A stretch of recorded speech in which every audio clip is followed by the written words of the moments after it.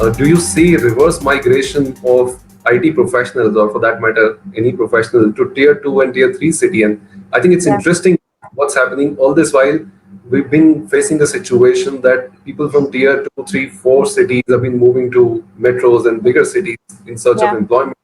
If I can use the word, sort of brain drain happening.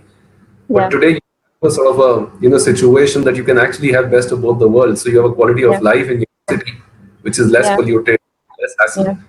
You Yeah. also get access to cutting edge, Yeah. work that you can. I mean, I mean, we've not seen it happening as yet because we are all still stuck at home.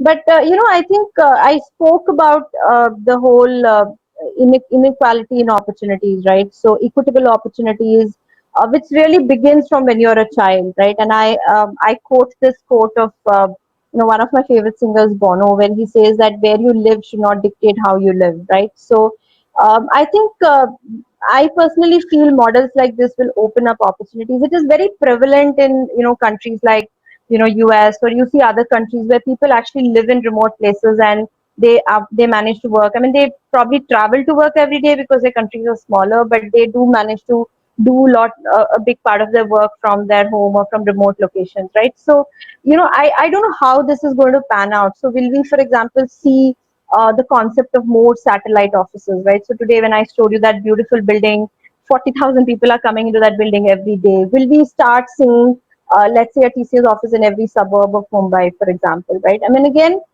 do not read this model as a model for work from home. We are not saying that everybody is going to sit at home. We are saying that you're going to be remote, right? Which is a very different concept. So will we see, for example, more satellite offices coming up, in the future?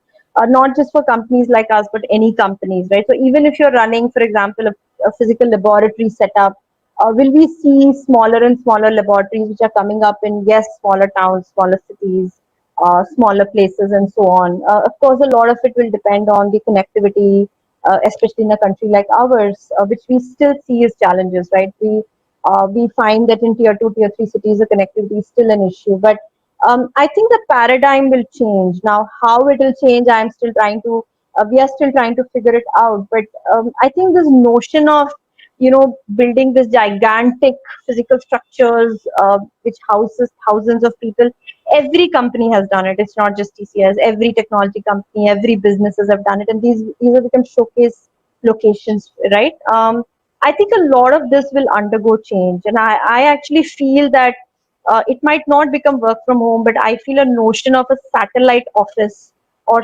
smaller locations, right? And I would not even call them an office. I would call them a collaboration center. So when I want to meet another TCSer, I have a location which is a couple of kilometers from where I live, where I can go, I can meet, I can talk to other people. Probably changes in that location. I'm just guessing right now, and we'll have to figure some of these things out. But maybe we do anticipate some of those changes happening.